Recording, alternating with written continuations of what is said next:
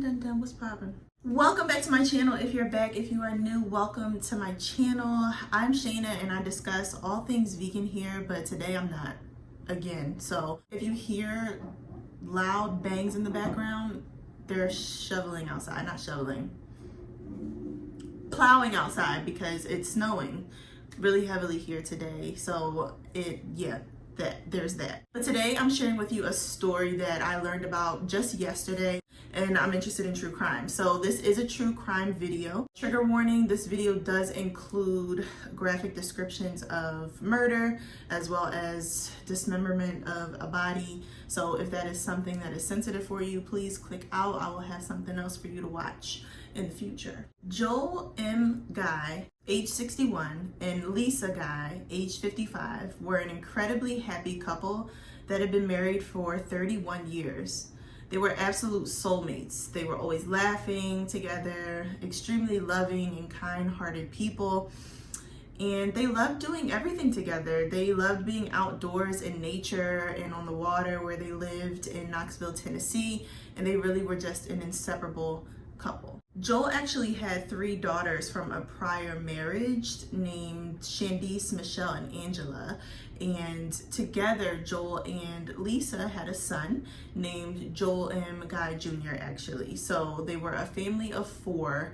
And Joel was an engineer designer, and Lisa worked in human resources after spending most of her life being a stay-at-home mom. So they were both, a couple that were close to retirement age. They were very happy with the way that their life was, and they were actually planning for Thanksgiving in the year of 2016 for their whole family to get together. The 3 girls, as well as Joel, were all gonna come over to the family home in Knoxville, and they were just gonna enjoy the holiday as a family. Something that Joel and Lisa were excited to share with their children was that they were getting ready to retire. They were preparing to retire and move away from the family home and move into Joel's mother's home. She actually had passed away a few years before, so the 2 of them were going to sell the house that they lived in and move into Joel's mother's home and,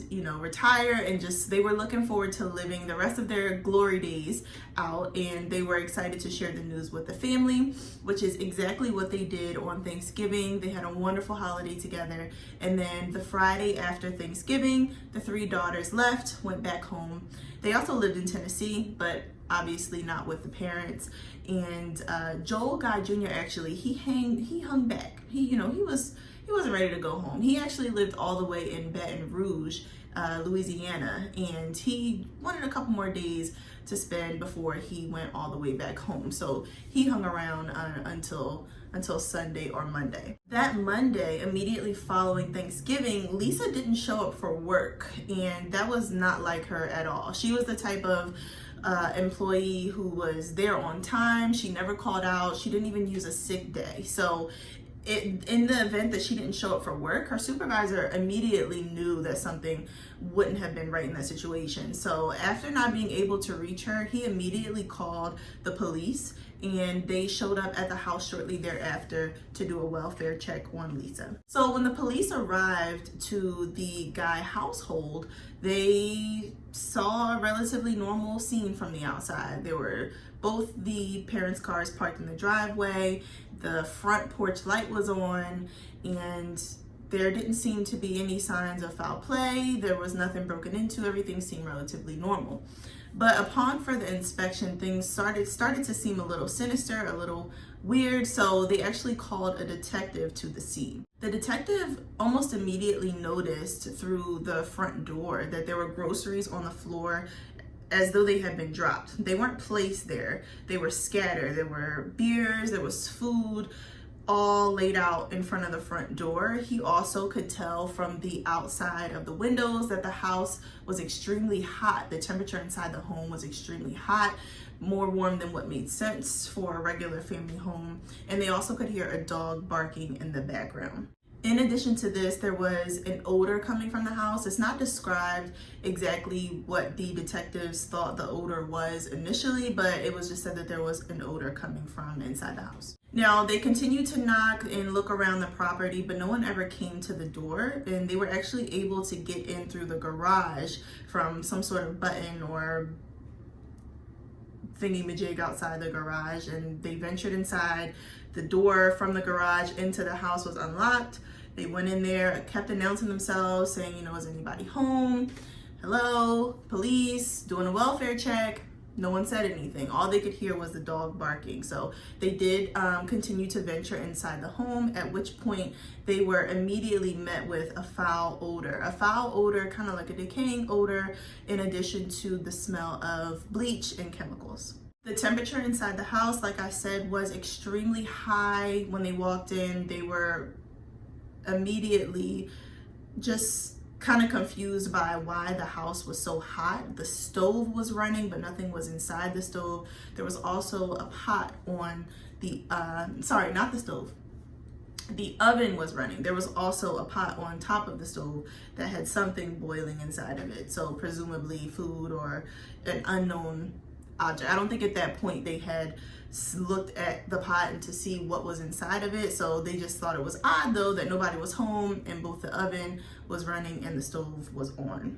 So when they found that nobody was on the first floor, they made their way up to the second floor. They could still hear the dog barking, and they immediately were just taken aback by the gruesomeness of the scene that was before them. There was blood everywhere. There were bloody knives. There was a bloody pair of scissors. There were bleach containers, empty bleach containers all over the place. The amount of blood on the scene obviously was indicative that someone had been hurt here and most likely killed here. So definitely a creepy scene to have to discover. Even as a police officer with experience, I can't imagine how that would affect them. But nonetheless, they ventured down the hallway on the second floor to the end of the hall, basically where there was the gym, the family gym. They had like a little fitness room that they worked out in, and they saw a pair of hands sitting right outside the doorway. Now, when you're walking down the hall from the side, it just looked like, you know, maybe someone was laying there with their hands down. But as they got closer and approached the room, they unfortunately saw that the hands were severed. They were just laying there separate. They weren't attached to a body. It was just a pair of hands, real human hands. And on the body cam footage of the police officers, you can hear the detective say, "Oh my God, are those hands?" You know, you could hear in his voice how kind of disturbed he is to see this scene. But that is the first thing that they saw as far as human remains are concerned. So they left the fitness room and ventured into the master bedroom, where there was even more blood all over the place. And the smell, the chemical and rotting smell, began to get even stronger than it was. Inside the master bedroom, there is the bathroom as well. In the bathroom, some things weren't right. There was a tarp all over the floor. There was a hose that was attached to the shower head instead of there actually being, you know, a shower head there. And there was a knife in the sink. And the worst part of the whole scene in the bathroom was that there were two large blue bins. You know those large blue bins that you sometimes store stuff in, maybe in the garage or whatever? There were two of those with two very obviously human remains decaying inside of there in some sort of acid chemical bath solution. The two people in the bins were identified as Joel M. Guy Sr. and Lisa Guy. Joel was killed first. So he was actually working out when he was attacked, and he was presumably attacked from behind. He had about 40 to 45 stab and cut wounds all over his body. His lungs, his kidneys, and other major organs were punctured, as well as ribs being severed completely with the object that he was stabbed with.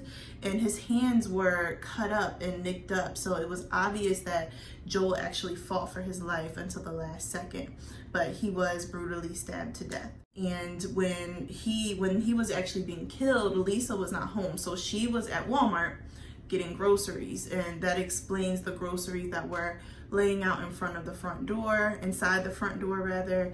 As soon as she walked in the house, she was ambushed. She was also stabbed to death and had about 25 identifiable stab wounds. Obviously, both of their bodies were beginning to decay and dissolve in the acid solution. So they were unable to identify exactly how many wounds each of them had, but for Joel Guy Sr. it was around 40, and for Lisa Guy it was around 25, but there probably were more that they just could not see due to the conditions of both of their bodies. After killing both Joel and Lisa, the perpetrator then severed Joel's arms at the shoulder, and he severed his feet at the ankle as well as his legs at the hip, and placed the body parts in the acid solution. Pretty much all of Joel's body was dissolved except for, not his body, all of his skin was dissolved except for the skin on his back that was outside of the top of the solution, the acid bath. And then for Lisa, she was also severed at the arms, at the shoulders, as well as from the knees down. And her head was also severed from her body. Now, all of her body was placed in the acid solution except for her head, which, come to find out, was what was in the pot on the stove, which had been boiling for 2 days at the point that the police came to the scene. So it is unknown why Lisa's murder was so gruesome, why her dismemberment was so much more gruesome than Joel's, and why the perpetrator went the extra step to also decapitate her. But nevertheless, that is what happened, and that is how both of their bodies were found. So no surprise, the perpetrator was identified as none other than Joel Guy Jr., and he was identified as a suspect very quickly. Police were able to find footage of him, surveillance footage from the neighborhood Walmart of him purchasing items that were exactly the same as the ones found at the scene. So bleach, the same exact type of bleach that was laying around the house. Knives, scissors, tarps, trash bags, all of the things that were found in the house. They had video footage of him purchasing. And when they actually arrested him at his home in Baton Rouge, his hands were nicked up and cut up. So it was obvious that he was in some sort of altercation involving a sharp object. And also he had a meat grinder and a large gasoline pail thing container in his trunk, in the trunk of his car. So they found him. They like, it's this guy. Come on, let's get him locked up.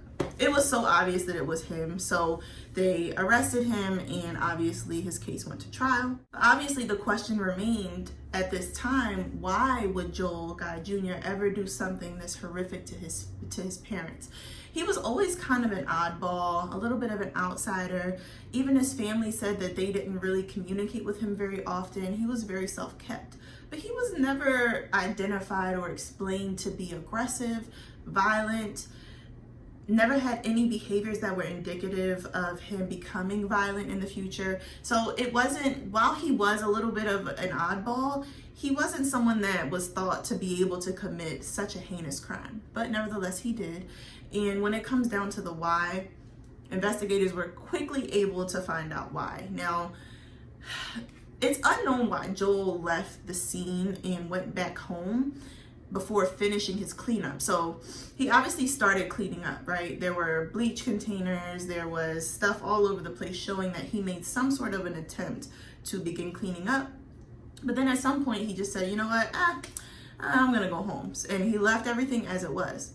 Now, on the scene, he also left a notebook in his handwriting that thoroughly detailed his plan, exactly how he planned to kill his parents and why. The reason was that Lisa had a $500,000 life insurance policy that he really wanted. And his parents, in addition to telling him and his sisters that they were retiring, also told Joel Guy Jr., who at the time was 28 years old, mind you, that they were no longer going to be providing him money, no longer going to be paying his rent, no longer going to be giving him an allowance. It was time to get a job, and they were retiring, and it was time for them to live their lives and only have to worry about themselves. So Joel knew that his mother had a $500,000 life insurance policy, and obviously knew that in order for him to get all of this, his father also had to be gone. So he killed his mother and his father to get his mother's life insurance money. And we all know the love of a mother, right? We all know that most moms are the most caring and gentle and loving and forgiving souls on this planet. I know that my mother is exactly that. And Joel's mother, Lisa, was no different. She absolutely adored her son. She called him all the time, like mothers love to do. She sent him money all the time. Like I mentioned, she literally was the only reason that he had clothes on his back and food in his refrigerator. So the fact that he could do something so cold-hearted to probably one of the only people to show him love in his life is extremely disturbing, and it just shows the level of probably insanity and psychosis that this man was experiencing, or just the evil that he had in his heart. Before his trial, Joel actually requested that should he be found guilty of the murders, that he be sentenced to death. Now, he was obviously found guilty. He was charged with seven different counts, 2 of them being premeditated first-degree murder of both of his parents. Yes, he is in jail and never getting out. The judge did not sentence him to the death penalty. The judge also mentioned that he felt like there was no amount of mediation or therapy or involvement from professionals that could save Joel Guy Jr.'s soul, that he was just too far gone, he was evil, and that he was the worst type of person, and for that reason, he needed to be in jail for life, sit there and think about what he had done. Now, also, something that happened since he was arrested is that he tried to gouge his cellmate's eyes out because he wanted the cell all to himself. So clearly, obviously he's capable of that if he's capable of stabbing to death and dismembering his own parents. So there's no surprise there. But he hasn't been in the news for anything else. There haven't been any other announcements, if you will, about him since the case. One other thing I wanted to touch on was the way that he chose to attack his parents. So murder is bad, right? But stabbing someone to death is often characterized as being a crime of passion, right? If you stab someone to death, you have to put energy, you have to put force behind it. You have to literally stab someone multiple times in order to kill them. And it's typically involving ex-lovers or third-party situation, someone being cheated on, they kill the other person, something crazy, right? Where there's hatred involved, or someone steals money from someone and they decide to stab them to death. Typically, there's a reason behind stabbing someone to death, and it's not someone that is close to you, because you have to dissociate in a way from what you're doing in order to commit the act. So a lot of times people will just choose an easier way out, right?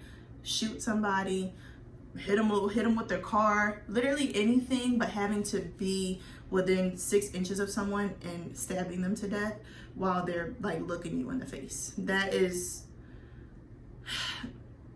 probably the most disturbing part, aside from the dismembering and placing an acid part of this.